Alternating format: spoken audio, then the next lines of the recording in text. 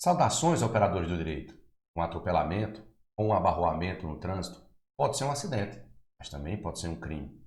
A lógica é que ninguém sai conduzindo um veículo automotor com a intenção de matar alguém. Então, quando conduzindo um veículo automotor gerando dano, será tratado como um crime? Bem, estuda direito comigo.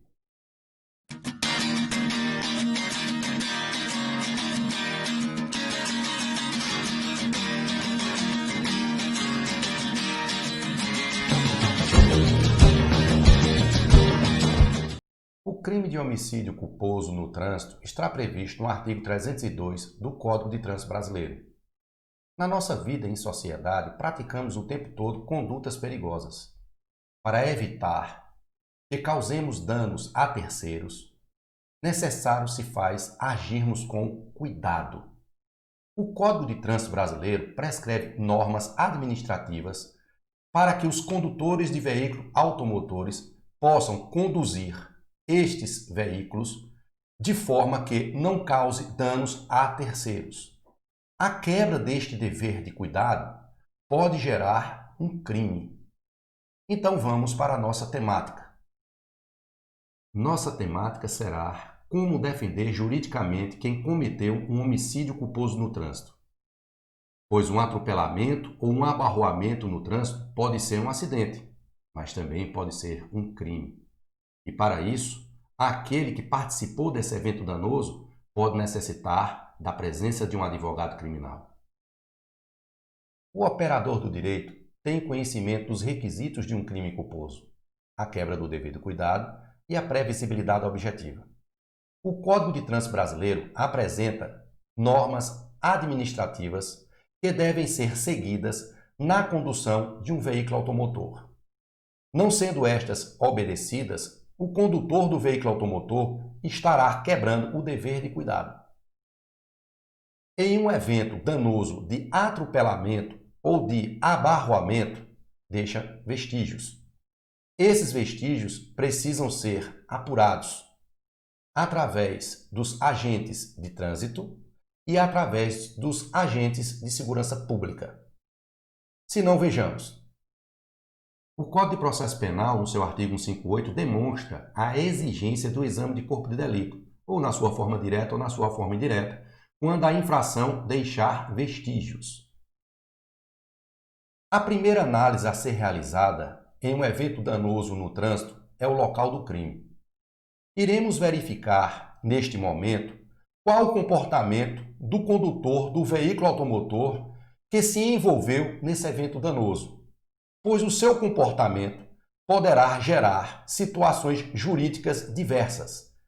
Se não, vejamos. O artigo 301 do Código de Trânsito Brasileiro versa que, se o condutor de veículo que participou de um acidente de trânsito que resulte vítima prestar pronto e integral socorro a esta, não será imposto a ele prisão em flagrante e nem será exigido fiança. O advogado criminal, prestando assistência a este condutor de veículo automotor, deve consignar, quando oportunizada a sua palavra, algumas situações. A primeira é para evitar que o seu cliente seja preso em flagrante.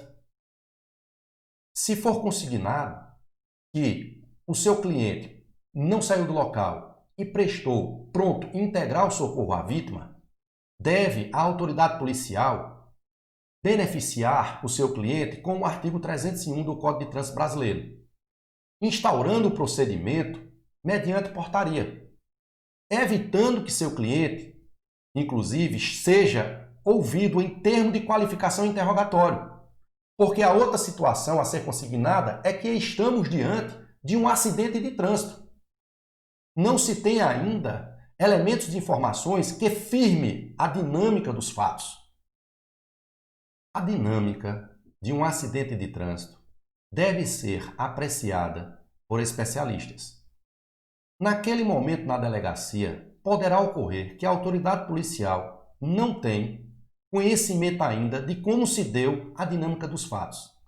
Então, o advogado criminal deve consignar que até aquele momento estamos diante de um acidente de trânsito. O pacote anticrime acrescentou ao artigo 158 algumas disposições, dentre elas a cadeia de custódia. E essa cadeia de custódia deve ser explorada pelo advogado criminal, que na defesa do seu cliente, ainda ali na delegacia, deve sempre afirmar que está ainda os fatos como acidente de trânsito. Se não, vejamos. Nenhum fato é igual ao outro. Nenhum acidente de trânsito é igual ao outro. Nenhum exame de corpo de delito terá o mesmo resultado de outro. Um acidente de trânsito pode ser ou não um crime.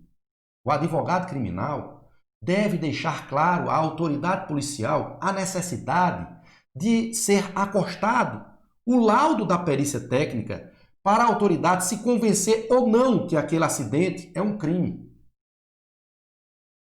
Essa postura do advogado criminal evita que seu cliente seja interrogado e passe a prestar declarações, sendo tratado como testemunha não compromissada.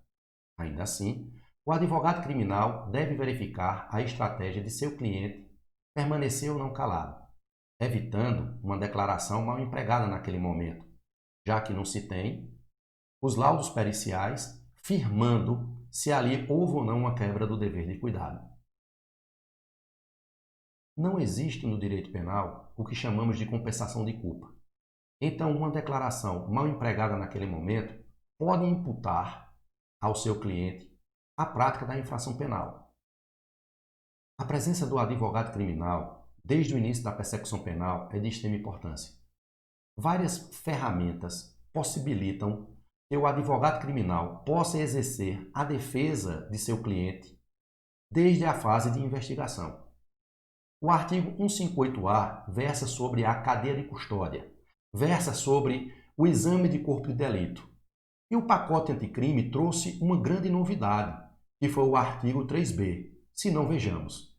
O pacote anticrime, incluindo o artigo 3B, no seu inciso 16, prevê a possibilidade de ser admitido, desde a fase de investigação, um assistente técnico, para acompanhar a produção da perícia.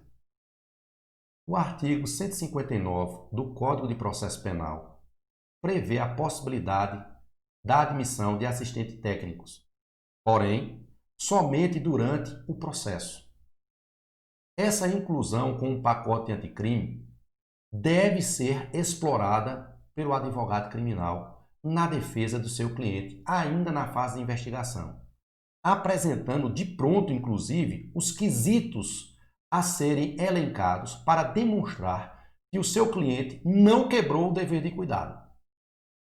Acaso ocorrer que a autoridade policial se convença que o acidente de trânsito, na verdade, tem aparência de um fato criminoso, fumus commissi delicti, irá expedir nota de culpa no artigo 302 do Código de Trânsito Brasileiro. O advogado criminal pode se valer do requerimento da fiança em defesa do seu cliente.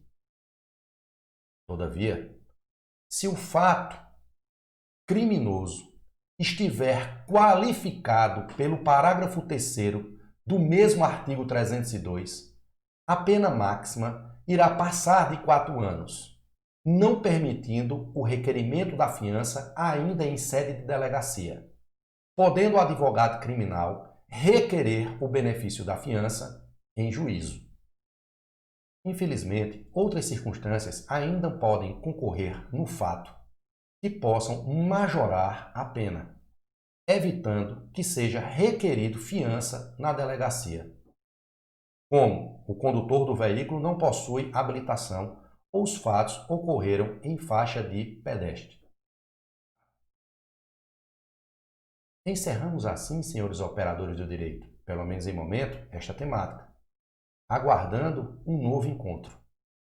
Se você gostou, curte, comente e compartilha. E vem, estuda direito comigo.